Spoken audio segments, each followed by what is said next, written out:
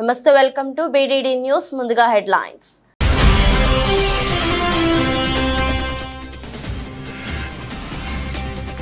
ఇటలీలో Rishi Sunak, Macron, జెలెన్స్కీలతో ప్రధాని నరేంద్ర మోదీ భేటీ. ప్రపంచ నేతలతో వరుస భేటీలు.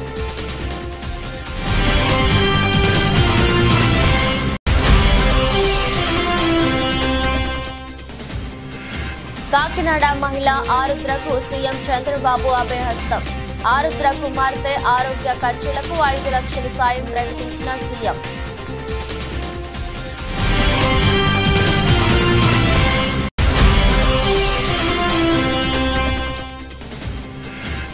ఆదిలాబాద్ జిల్లా పాలనాధికారి చొరవతో 3 నెలల్లోనే రైతులకు డబ్బులు. హర్షం వ్యక్తం చేసిన రైతులు.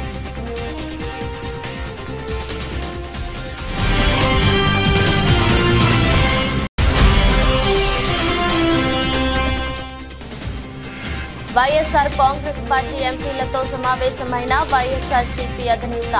భవిష్యత్తు కార్యాచరణపై జగన్ తమ పార్టీ ఎంపీలతో చర్చించినట్టు సమాచారం.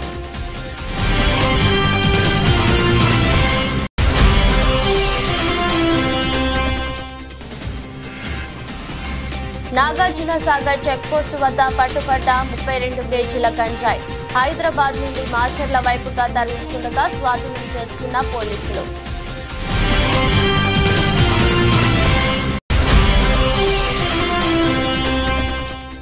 ప్రతిపక్ష కార్యకర్తలపై, నేతలపై దాడులు చేయడమే బీజేపీ సిద్ధాంతమా?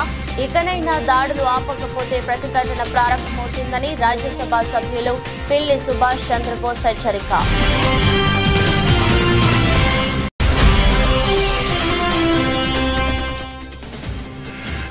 T20 ప్రపంచ కప్ సూపర్ 8కి చేరిన ఆఫ్ఘనిస్తాన్ కు ఎదురు దెబ్బ. జట్టుకు దూరమైన మిస్టరీ స్పిన్నర్.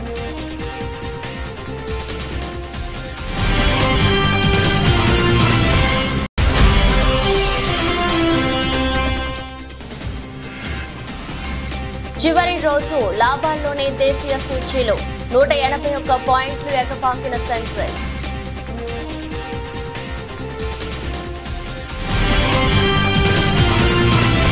ఇటలీలో G7 సదస్సు సందర్భంగా భారత ప్రధాని నరేంద్ర మోదీ ప్రపంచ నేతలతో వరుసగా సమావేశమయ్యారు. బ్రిటన్ ప్రధాని రిషి సునాక్, ఫ్రాన్స్ అధ్యక్షుడు ఇమాన్యుయల్ మెక్రాన్, ఉక్రెయిన్ అధ్యక్షుడు వోలోదిమిర్ జెలెన్స్కీలతో విడివిడిగా భేటీ అయ్యారు. ఈ సమావేశాలకు సంబంధించిన వివరాలను మోదీ సోషల్ మీడియాలో పంచుకున్నారు. మా స్నేహితుడు మెక్రాన్ తో సమావేశం అద్భుతంగా జరిగింది. ఈ ఏడాదిలో ఇది మాకు 4వ భేటీ. భారత్ ఫ్రాన్స్ సంబంధాల బలోపేతానికి మేమిచ్చే ప్రాధాన్యతకు ఇది నిదర్శనం. రక్షణ రంగం, భద్రత, టెక్నాలజీ, AI, సముద్ర ఆధారిత ఆర్థిక వ్యవస్థ తదితర రంగాలపై ఇరువురం చర్చించుకున్నాం. వచ్చే నెలలో ప్యారిస్ ఒలింపిక్స్ ప్రారంభం కానున్న నేపథ్యంలో మెక్రాన్ కు శుభాకాంక్షలు తెలియజేశానని వివరించారు. ఇక బ్రిటన్ ప్రధాని రిషి సునాక్ తో సమావేశం ఆహ్లాదకరంగా సాగిందని మోదీ వెల్లడించారు. ఎన్డీఏ ప్రభుత్వం 3సారి అధికారంలోకి వచ్చిన నేపథ్యంలో బ్రిటన్ తో సంబంధాలు, వ్యూహాత్మక భాగస్వామ్యం బలోపేతానికి మా చిత్తశుద్ధిని సునాక్ ఎదుట పునరుద్ఘాటించాను. సెమీ కండక్టర్లు, టెక్నాలజీ, వాణిజ్యం తదితర రంగాల్లో పటిష్ట సంబంధాలకు గొప్ప అవకాశాలు ఉన్నాయి. రక్షణ సంబంధాలను కూడా మరింత దృఢత్వరం చేసుకునేందుకు నేను రిషి సునాక్ చర్చించుకున్నామని మోదీ వెల్లడించారు. ఉక్రెయిన్ అధ్యక్షుడు జెలెన్స్కీతో మోదీ సమావేశానికి ఇరు దేశాల అధికారులు కూడా హాజరయ్యారు. జెలెన్స్కీని ఆలింగనం చేసుకున్న మోదీ ఆత్మీయంగా వీపు తట్టారు. అనంతరం ఇరువురు అనేక అంశాలపై చర్చించుకున్నారు. ముఖ్యమంత్రి నారా చంద్రబాబు నాయుడిని కాకినాడకు చెందిన ఆరుద్ర అనే మహిళ కలిశారు. వెలగపూడి సచివాలయంలో సీఎం చంద్రబాబును తన కుమార్తెతో వచ్చి కలిశారు. కాకినాడకు చెందిన ఆరుద్ర గత ప్రభుత్వ హయాంలో తాను ఎదుర్కొన్న సమస్యలు, వేధింపులకు ముఖ్యమంత్రికి వివరించారు. తన కుమార్తె సాయి లక్ష్మి చంద్రకు వెన్నులో కణిత ఏర్పడటంతో తీవ్ర అనారోగ్యం పాలైందని సీఎం దృష్టికి తీసుకొచ్చారు. గతంలో బిడ్డ వైద్య ఖర్చుల కోసం తన ఆస్తులు అమ్ముకునే ప్రయత్నంలో తనకు ఎదురైన కష్టాలను ఆమె వివరించారు. అమలాపురంలో తన స్థలం విక్రయంలో ఇప్పటికీ ఇబ్బందులకు గురిచేసి కోర్టుల చుట్టూ తిప్పుతున్నారని సీఎం ఎదుట ఆవేదన వ్యక్తం చేశారు. ఆరుద్ర సమస్యలపై స్పందించిన సీఎం కుమార్తె సాయి లక్ష్మి చంద్రకు 5 లక్షల ఆర్థిక సాయం ప్రకటించారు. వైఎస్ఆర్ కాంగ్రెస్ పార్టీ అధినేత జగన్ వైసీపీ ఎంపీలతో సమావేశమయ్యారు. వైసీపీ లోక్సభ రాజ్యసభ ఎంపీలు ఈ సమావేశంలో పాల్గొన్నారు.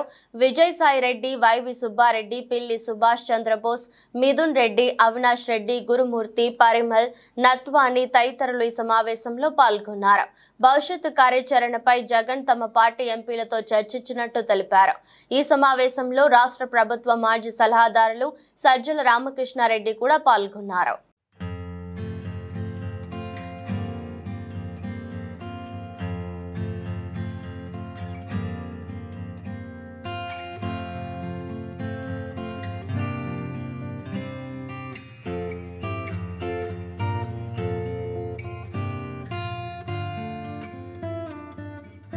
యాదాద్రి భువనగిరి జిల్లా చౌటుప్పల్లో మున్సిపాలిటీలో పలు వార్డులలో జరుగుతున్న అభివృద్ధి పనులను మున్సిపల్ చైర్పర్సన్ వెంరెడ్డి రాజు కౌన్సిలర్లతో కలిసి పరిశీలించి రానున్న వర్షాకాలంలో తీసుకోవాల్సిన చర్యలపై అధికారులను సూచించారు.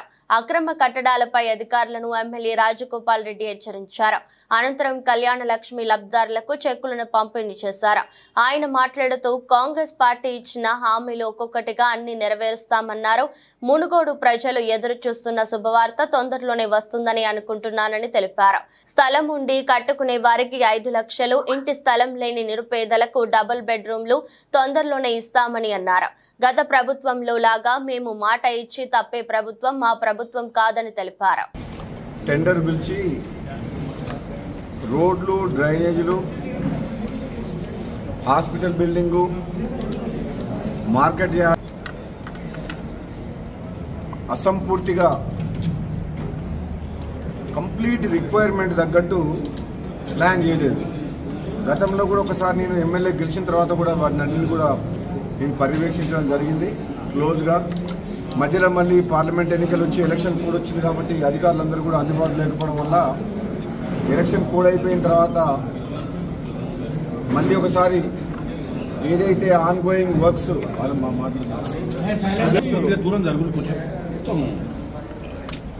ఏదైతే ఉదయాలంటే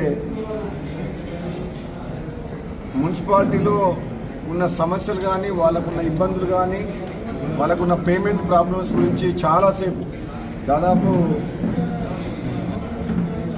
3.5 గంటల పాటు 3.5 hours కంటిన్యూస్గా అధికారులతో కలిసి ఫీల్డ్ మీద పోయి మళ్ళీ వచ్చి అధికారులతోటి రివ్యూ మీటింగ్ కూడా చేయడం జరిగింది. తప్పకుండా చౌటుప్పల్ మున్సిపాలిటీ ప్రజలందరికీ కూడా నేను మీకు మాటిస్తున్నాను. యూట్యూబ్ ఛానళ్ళ మీద ఎవరికి కంట్రోల్ లేదు. రోజు ప్రతి ఒక్కరి మీద కథనాలు వస్తాయి. అందులో మా అటువంటి లీడర్ల మీద ఇంకా ఎక్కువ వస్తాయి.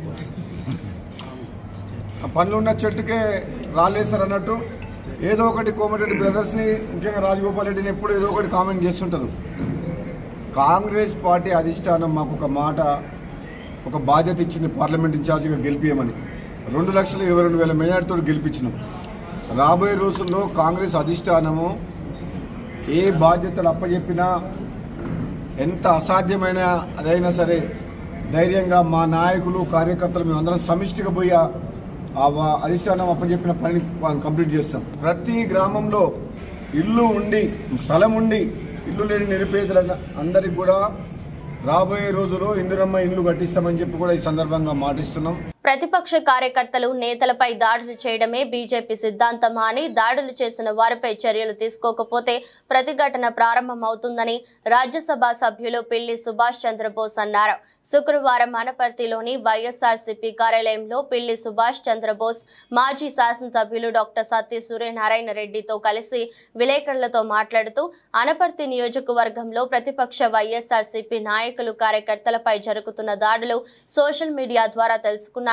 దాడులు జరిగిన తీరు చూస్తుంటే అసలు దాడులు చేస్తున్న వారికి మానవత్వం ఉందా అని, ఎన్నికలంటే జయాపజయాలు సహజమని, సోషల్ మీడియాలో కామెంట్లు అనేది సహజమని, విమర్శ ప్రతి విమర్శ సహజమని, ఇటువంటి వాటిని ఆధారం చేసుకుని దాడులకు పాల్పడడం ఎంతవరకు సమంజసమని, అనపర్తి నియోజకవర్గంలో మొట్టమొదటిసారిగా బీజేపీ పార్టీ ఎమ్మెల్యే గెలిచారని, బీజేపీ గెలిస్తే ప్రతిపక్ష పార్టీ నాయకులపై దాడులు ఇంత క్రూరంగా చేస్తారని, క్రూరంగా దాడులు జరిపించడమే బీజేపీ సిద్ధాంతమా అని అడిగారు.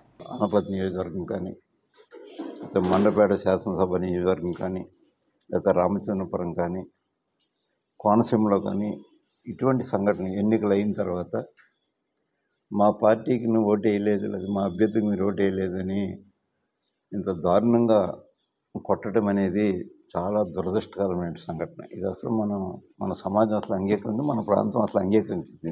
మన ప్రాంతంలో ఏ పార్టీ వారు కూడా ఎప్పుడు అంగీకరించే పరిస్థితి లేదు ఇక్కడ.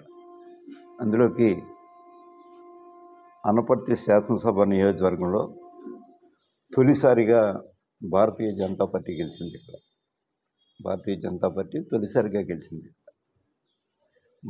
భారతీయ జనతా పార్టీలో నాకైతే అపారమైన నమ్మకం ఆ పార్టీ మీద. ఏం చేతంటే విజ్ఞులు అందరూ ఆ పార్టీలో ఉన్నారు, విద్యావంతులు ఉన్నారు, చాలా సాఫ్ట్ నేచర్డ్ పర్సన్స్ అందరూ దాంట్లో ఉన్నారు. దేశ భవిష్యత్తుని గురించి ఆలోచించే వాళ్ళు ఆ పార్టీలో ఉన్నారు. దేశ సంక్షేమం గురించి పేద ప్రజల సంక్షేమం గురించి ఆలోచించే నాయకులందరూ ఆ పార్టీలో ఉన్నారు. మరి అంచేతే ఈవేళ దేశాన్ని పాలిస్తుంది ఆ పార్టీ. మరి అటువంటి పార్టీలో ఎన్నికైన ఈ నియోజకవర్గంలో ఇటువంటి సంఘటన జరగటం నాకైతే ఆ వీడియో మీకు కూడా చూపిస్తాను. ఆ వీడియో చూసిన తర్వాత నాకు కొంచెం బాధాకరం అనిపించింది. అడగండి, ఎవరో దాని మీద పూర్తి విచారణ జరిగితే మీకు పెద్ద కష్టం కాదు. ఇది ఏమైనా అంతర్జాతీయ నేరగాలు చేసిన నేరాలు కాదు.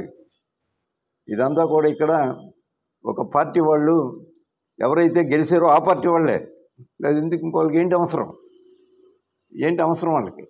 అంచేత వాళ్ళు చేసిన పనులు కాబట్టి తక్షణం వాళ్ళు ఎంతటి వాళ్ళన్నా వారిని ఇమ్మీడియట్గా కూడా అరెస్ట్ చేయకపోతే దీన్ని మాత్రం మేము హైకోర్టులో పిటిషన్ ఫైల్ చేస్తాం. అప్పుడైనా మీరు కదవలసి వస్తుంది. మీరు తక్షణం పోలీసు వారు దీని మీద విచారణ చేయకపోతే, కేసు రిజిస్టర్ చేసి విచారణ చేయకపోతే ఎవరిదైనా ప్రాణం పోతే ఖచ్చితంగా పోద్ది. ఎంచేతంటే అంత దారుణంగా ఉన్నాయి దెబ్బలు. పోతే యు ఆర్ రెస్పాన్సిబుల్. ఇక్కడ లోకల్ పోలీస్ అథారిటీ రెస్పాన్సిబుల్ అవుతారు కాబట్టి రెస్పాన్సిబుల్ చేస్తున్నాం మిమ్మల్ని. రేపొద్దున మీ మీదే ఆ కేసు రిజిస్టర్ చేయించవలసినటువంటి పరిస్థితులు దాపరిస్తాయి. మీకు దాన్ని తక్షణం చేయవలసిందిగా మేము కోరుతూ ఉన్నాం.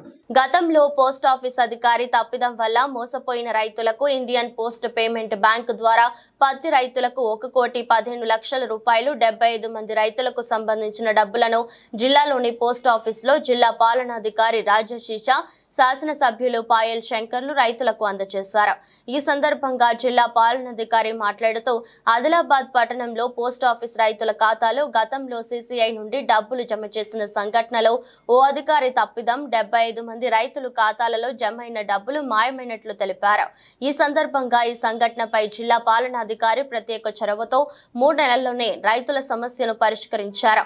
1,15,00,000 రూపాయలు 75 మంది రైతులకు పోస్ట్ ఆఫీస్ ద్వారా రైతులకు అందజేయడం జరిగింది. మన 3 నెలల క్రితంలో ఇక్కడ ఏవైతే ఒక అవినీతి జరిగింది, సో ఆ అవినీతికి పోస్టల్ బ్యాంక్ వారి తరఫు నుంచి సరి చేసుకొని ఈరోజు ఎవరైతే 75-8 రైతులు ఉన్నారో వాళ్ళకి కాటన్ కార్పొరేషన్ ఆఫ్ ఇండియా నుంచి వాళ్ళు పంట పండిన తర్వాత మళ్ళీ అమ్మిన తర్వాత కాటన్ కార్పొరేషన్ ఆఫ్ ఇండియా నుంచి ఏవైతే డబ్బులు రావడం జరిగింది పోయిన వానాకాలం సంబంధించిన ఆ డబ్బులు మరి యొక్క అధికారులు మోసం చేసి ఏవైతే డబ్బులు రైతులు అకౌంట్ నుంచి వాపస్ తీసేసుకున్నారు ఆ డబ్బులు ఈరోజు మళ్ళీ పోస్టల్ బ్యాంక్ చొర్యతోని ఈరోజు 75 నుంచి 80 రైతులకి వాళ్ళకి ఈరోజు పోస్టల్ బ్యాంకులో ఒక కౌంటర్ ఏర్పాట్లు చేసుకొని 1,15,20,000 రూపాయలు ఈరోజు రైతులకి అందజేయడం జరుగుతుంది. సో ఈ కార్యక్రమంలో మేజర్గా నాతో పాటు ఈరోజు ఎమ్మెల్యే గారు, తర్వాత పోస్టల్ బ్యాంక్ అధికారులు వారు అందరూ కూడా ఇక్కడ రావడం జరిగింది, హాజరయ్యారు. ముఖ్యంగా మొదటిసారి మాకు ఈ సమాచారం తెలిసిన తర్వాత ఎమ్మెల్యే గారు కూడా మాకు దృష్టిలో తీసుకొని వచ్చి మేజర్గా రైతులు కూడా మా దగ్గర వచ్చి మాకు చాలా ఇది అన్యాయం జరిగింది, చాలా పేద రైతులు మహిళల రైతులు కూడా మా దగ్గర వచ్చి అది వాళ్ళు విజ్ఞప్తి చేయడం జరిగింది. సో ఎమ్మెల్యే గారితో కూడా డిస్కస్ చేసి గౌరవ మంత్రి గారితో కూడా డిస్కస్ చేసి అది ఏ విధంగా సాల్వ్ చేయాలి, ముఖ్యంగా ఎస్పీ గారు కూడా దీంట్లో చాలా కృషి చేసి ఎవరైతే ఈ మోసం చేశారో తొందరగా అరెస్ట్ కూడా చేయడం జరిగింది, ఎంక్వైరీ కూడా ఇంటగ్రేట్ కూడా చేయడం జరిగింది. ముఖ్యంగా రైతులు కూడా చాలా సహకరించారు. 3 నెలల చాలా కష్టపడి వెయిట్ చేసుకొని కూడా మాకి ప్రతిరోజు సహాయం చేశారు. ఎందుకంటే వాళ్ళు కూడా ఎప్పుడైనా ఈ ధర్నాలో కానీ ఆందోళన కానీ ఎప్పుడైనా చేయట్లేదు. చాలా కష్టపడి కూడా రైతులు పోలీస్ తరఫు నుంచి ఏమైనా సమాచారం కావాలో, పోస్టల్ బ్యాంక్ తరఫు నుంచి ఏమైనా డాక్యుమెంటేషన్ కావాలో అప్పుడు వచ్చి తొందరగా ఇవ్వడం జరిగిన వల్ల తర్వాత నేను కూడా ఎమ్మెల్యే గారు కూడా అక్కడ ఢిల్లీలో కూడా మాట్లాడి మరి వాళ్ళు ఎవరైతే అక్కడ రిస్క్ మేనేజ్మెంట్ బ్రాంచ్ ఉన్నాయో వాళ్ళతో కూడా మాట్లాడి రైతులు చాలా కష్టపడుతున్నారు. ఇప్పుడు వానాకాలం సీజన్ రాబోతున్నాయి, వాళ్ళకి ఈ మన పెట్టుబడి కోసం, విత్తనాల కోసం, తర్వాత ఎరువుల కోసం డబ్బులు కావాలి, ఏ విధంగా తొందరగా ఇవ్వాలి. సో వాళ్ళు కూడా ఒక కమిట్మెంట్ ఇచ్చి వాళ్ళ తరఫు నుంచే ఖర్చు పెట్టి 3 నెలల్లోనే ఈ డబ్బులు ఈరోజు రైతులకి చేయడం జరుగుతుంది. అంటే చాలా సంతోషకరమైన ఈ విషయం ఉంది. ఖమ్మం జిల్లా వైరా మండల కేంద్రంలోని గుట్టబడి ప్రభుత్వ పాఠశాలలో 5వ తరగతి చదివి గురుకుల పాఠశాలలో సీట్లు సాధించిన 41 మంది విద్యార్థులకు అభినందన కార్యక్రమం నిర్వహించారు. ఈ కార్యక్రమానికి ముఖ్య అతిథులుగా ఎమ్మెల్యే మాలవతు రామదాస్ నాయక్, జిల్లా కాంగ్రెస్ పార్టీ అధ్యక్షులు పి దుర్గా ప్రసాద్ పాల్గొని విద్యార్థులను ఘనంగా సన్మానించారు. ప్రభుత్వ పాఠశాలలో చదివిన విద్యార్థులు గురుకుల పాఠశాలలో ర్యాంకులు సాధించడంలో కృషి చేసిన ప్రధానోపాధ్యాయుడు నాగబత్తిన భాస్కర్ను ఎమ్మెల్యే రామదాస్ నాయక్ ఘనంగా సన్మానించారు. ప్రభుత్వ పాఠశాలల్లో చదివిన విద్యార్థులు గురుకుల ర్యాంకులు సాధించడం అభినందనీయమని అన్నారు. కాంగ్రెస్ ప్రభుత్వం విద్యారంగాన్ని ముందుకు తీసుకువెళ్లేందుకు ప్రభుత్వ పాఠశాలలను కార్పొరేట్ స్థాయిలో మౌలిక వసతులు కల్పిస్తుందని తెలిపారు.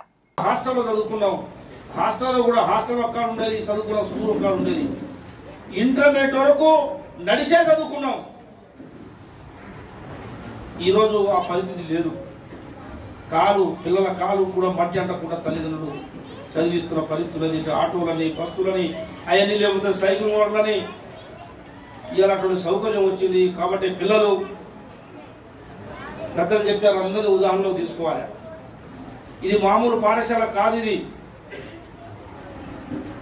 గుట్టబడి అంటే మామూలు పాఠశాల కాదు. ఇది దీనికి ఒక చరిత్ర సృష్టించారు ఓ పెద్ద మనిషి దుర్గన్న. పంచాయతీ సర్పంచ్ అయ్యిండు, ఇప్పుడు జిల్లా కాంగ్రెస్ ప్రెసిడెంట్ అయ్యిండు. ఈ రాష్ట్ర ఉప ముఖ్యమంత్రి కావాలి, కొద్దిలో పోయింది. ఉప ముఖ్యమంత్రి ఈ ప్రాంత వాసి లక్ష్మీపురంలో జన్మించిన భట్టి విక్రమార్క గారు.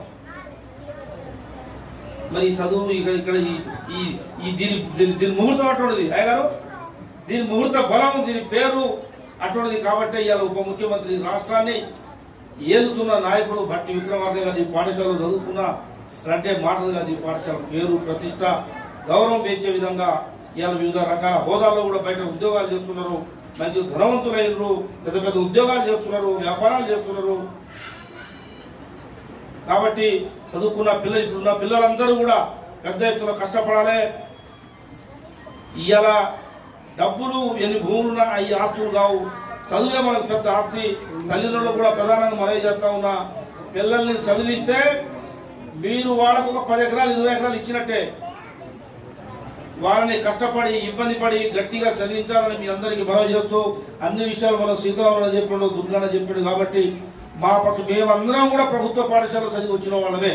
అనపర్తి మండలం అభివృద్ధి అధికారి కార్యాలయంలో 4 మండలాల MDOs, EOs, Panchayati Raj department, RWS departments, deputy executive ఇంజనీర్లు, 4 మండలాల అసిస్టెంట్ ఇంజనీర్స్, 4 మండలాల గ్రామ పంచాయతీ సెక్రటరీస్ లతో అనపర్తి నియోజకవర్గం సమీక్ష సమావేశంలో పాల్గొన్న అనపర్తి శాసనసభ్యులు నల్లమిల్లి రామకృష్ణారెడ్డి తూర్పు గోదావరి జిల్లా అనపర్తి నియోజకవర్గం ప్రస్తుత పరిస్థితిపై 4 మండలాల పంచాయతీ సెక్రటరీలు, ఎంపీడీఓలు, జలవనరుల శాఖ అధికారులతో కార్యక్రమం ఎంపీడీఓ కార్యాలయంలో అనపర్తి శాసనసభ్యులు నల్లమిల్లి రామకృష్ణారెడ్డి సమీక్ష నిర్వహించారు.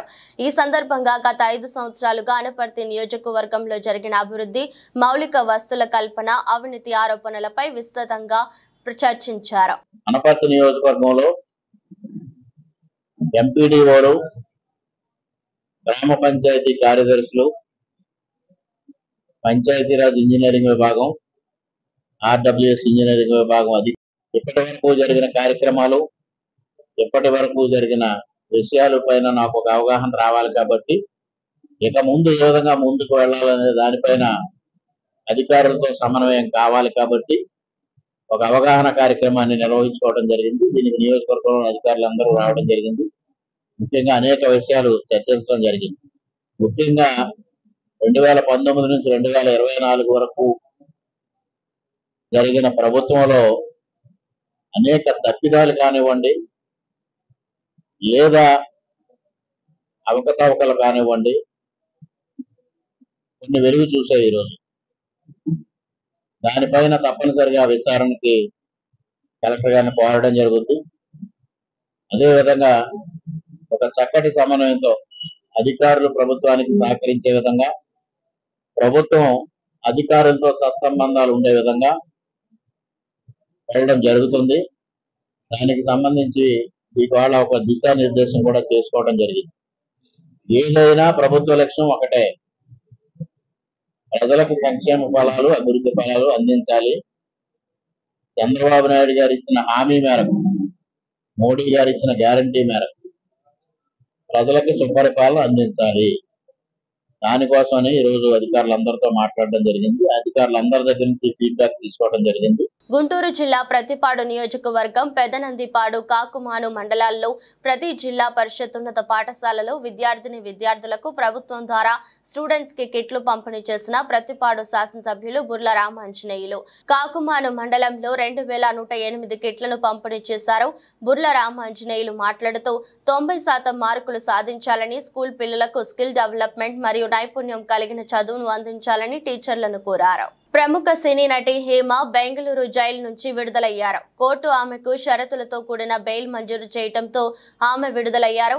బెంగళూరు రేవ్ పార్టీ కేసులో సినీ నటి హేమను బెంగళూరు సిసిబి పోలీసులు అరెస్ట్ చేశారు. ఆమె బెయిల్ పిటిషన్ దాఖలు చేసుకున్నారు.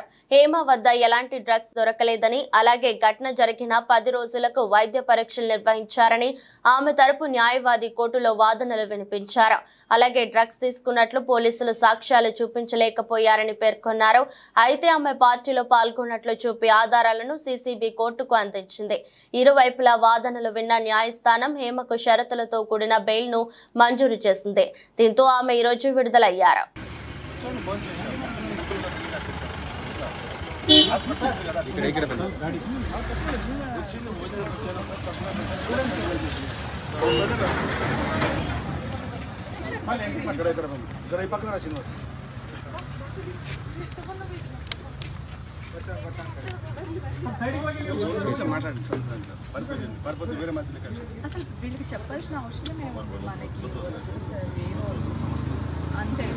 పెరిగి పెద్దై బాధ్యతలను మోస్తున్న పెద్దవాళ్ళనైనా, యువత అయినా ఏదో ఒక సందర్భంలో చిన్నతనమే బాగుందని అనుకుంటాం.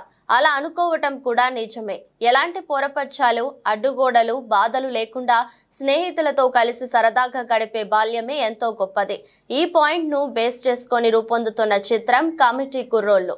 నిహారిక కొన్నిదెల సమర్పణలో Pink Elephant Pictures, LLP, Sri Radha Damodar Studios banners పై రూపొందుతున్న ఈ సినిమాకు యదు వంశీ దర్శకుడు. పక్కా ప్లానింగ్ తో మేకర్స్ అనుకున్న సమయానికి కన్నా ముందే సినిమా షూటింగ్ ను పూర్తి చేసిన విషయం. ప్రస్తుతం సినిమా పోస్ట్ ప్రొడక్షన్ కార్యక్రమాల్లో బిజీగా ఉంది. త్వరలోనే విడుదలకు సిద్ధమవుతుంది. ఈ నేపథ్యంలో చిత్ర యూనిట్ కమిటీ కుర్రోళ్ళు టీజర్ విడుదలైంది. ప్రముఖ హీరో నితిన్ సోషల్ మీడియా వేదికగా టీజర్ ను విడుదల చేసి చిత్ర యూనిట్ కు అభినందనలు తెలిపారు. అద్వితీయమైన అటవీ తీరులో ఈసారి టీ20 ప్రపంచ కప్ సూపర్ 8కు చేరిన ఆఫ్ఘనిస్తాన్ జట్టుకు ఎదురు దెబ్బ తగిలింది. మిస్టరీ స్పిన్నర్ ముజిబుర్ రెహమాన్ గాయం కారణంగా జట్టుకు దూరం అయ్యాడు. ఇండియన్ ప్రీమియర్ లీగ్ లో చేతి వేలికి ఆయన గాయం మరింత పెద్దది కావడంతో టీ20 ప్రపంచ కప్ లోని మిగతా మ్యాచ్లకు అందుబాటులో ఉండడం లేదు. దీంతో అతడి స్థానాన్ని పొట్టి క్రికెట్ లో షాట్లతో చెలరేగిపోయే హజ్రతుల్లా జాజాయితో భర్తీ చేశారు. ఐసీసీ టెక్నికల్ కమిటీ అనుమతినివ్వడంతో ముజిబుర్ రెహమాన్ స్థానాన్ని ఆఫ్ఘనిస్తాన్ భర్తీ చేసింది. ఉగాండాతో జరిగిన ప్రారంభ మ్యాచ్ లో మాత్రమే ముజిబుర్ ఆడాడు. 3 ఓవర్లు వేసి ఓ వికెట్ తీసుకున్నాడు. ఇక left arm wrist spinner Noor Ahmad ఇప్పుడు ముజిబుర్ పాత్రను పోషించనున్నాడు. నూర్ ఇప్పటికే 2 మ్యాచ్లు ఆడాడు. పాపువా న్యూగినియాలో జరిగిన మ్యాచ్ లో 4 ఓవర్లు వేసిన నూర్ 14 పరుగులు మాత్రమే ఇచ్చి 1 వికెట్ తీసుకున్నాడు. ప్రధాని మోదీ నేతృత్వంలో కేంద్ర కేబినెట్ ఏర్పడి మంత్రులకు శాఖలు కూడా కేటాయించిన తర్వాత దేశీయ సూచీలు లాభాల బాట పడ్డాయి. వారంలో చివరి రోజు కూడా దేశీయ స్టాక్ మార్కెట్లు లాభాలను అందుకున్నాయి. సెన్సెక్స్ ఓ దశలో 77,000 మార్కును దాటింది. మధ్యాహ్నం సమయంలో అమ్మకాల ఒత్తిడి ఎదురైనా చివరకు సూచీలు కోలుకున్నాయి.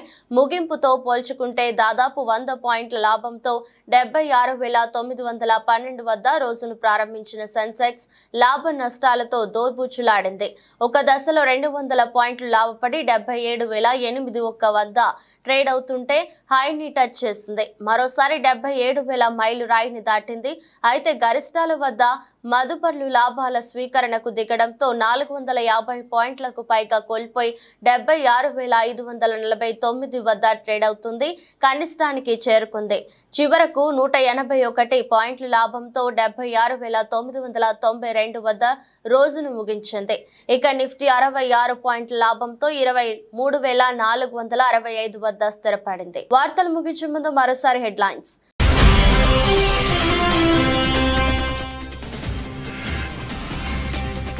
ఇటలీలో రిషి సునాక్, మెక్రాన్, జెలెన్స్కీలతో ప్రధాని నరేంద్ర మోదీ భేటీ. ప్రపంచ నేతలతో వరుస భేటీలు.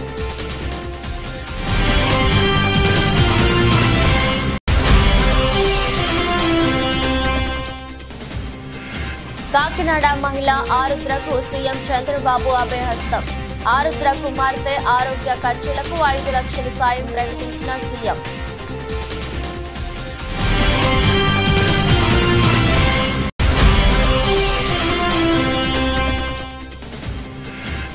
ఆదిలాబాద్ జిల్లా పాలనాధికారి చొరవతో 3 నెలల్లోనే రైతులకు డబ్బులు. హర్షం వ్యక్తం చేసిన రైతులు.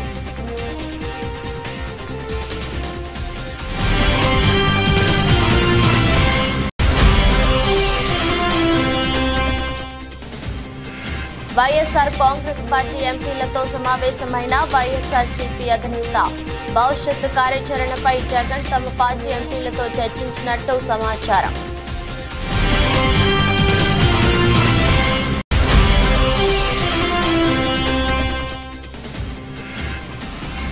నాగార్జున సాగర్ చెక్పోస్టు వద్ద పట్టుబడ్డ 32 కేజీల గంజాయి. హైదరాబాద్ నుండి మాచర్ల వైపుగా తరలిస్తుండగా స్వాధీనం చేసుకున్న పోలీసులు.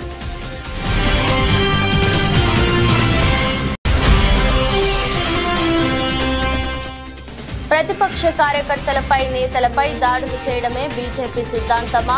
ఇకనైనా దాడులు ఆపకపోతే ప్రతిఘటన ప్రారంభమవుతుందని రాజ్యసభ సభ్యులు పిల్లి సుభాష్ చంద్రబోస్ హెచ్చరిక.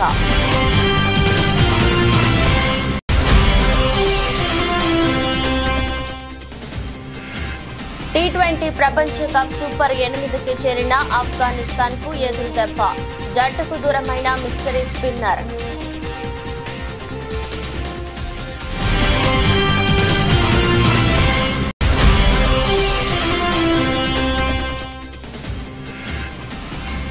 చివరి రోజు లాభాల్లోనే దేశీయ సూచీలు.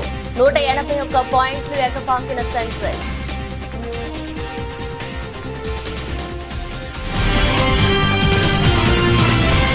ఇది రోజు బులెటిన్. మరో బులెటిన్లో మళ్ళీ కలుద్దాం. అంతవరకు సెలవు. నమస్కారం.